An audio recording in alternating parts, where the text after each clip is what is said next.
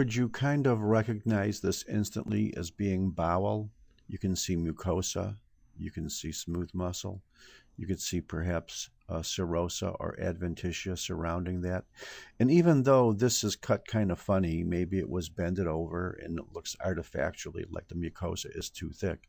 In this area here, you could see more of a textbook normal pattern of mucosa. In fact, not only a mucosa, but a villus pattern. These are villi, so that makes this small bowel, doesn't it? You could see muscle underneath. You could see connective tissue. Here's the submucosa, and here's some smooth muscle, which has some artifactual cracks in it, often due to tissue processing. This could be circular and that could be longitudinal, but depending on how it's cut, we've been fooled before. And there's some loose connective tissue surrounding the muscular layers out here. But let's look at the villi. What's wrong here?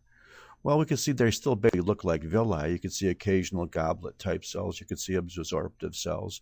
And you can see a lot of normal connective tissue cells within the core of the villus, which they should normally be. But the one thing that you see here which bothers you is that within this lamina propria, like here, and here, and here, and here, and here, and here, and here, something just doesn't look right. What doesn't look right is that you should not see structures like this within the mucosa of the small bowel.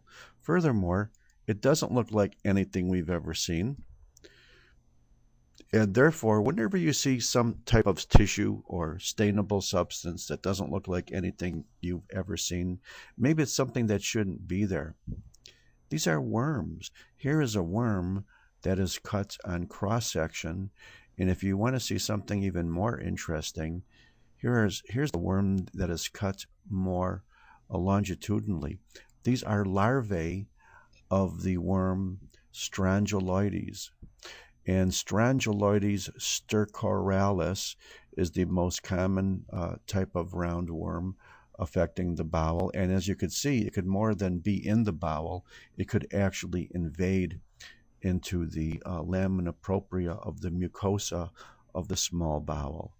And here, I think, oh, here's almost a whole worm. Look how it's kind of spiral. And in this area here, it's not just a cross-section like we saw out here perhaps. You actually are looking at almost a full longitudinal section of the worm with secondary structures in between. And if you were to take this worm and isolate it nicely and stain it or examine it all by itself, it might look something like this.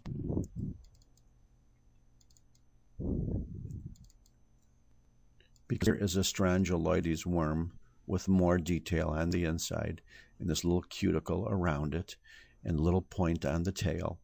What it should look like if it was more nicely prepared for your viewing pleasure. But you must admit the one here that's embedded within the lamina propria of the small bowel looks pretty classical as well.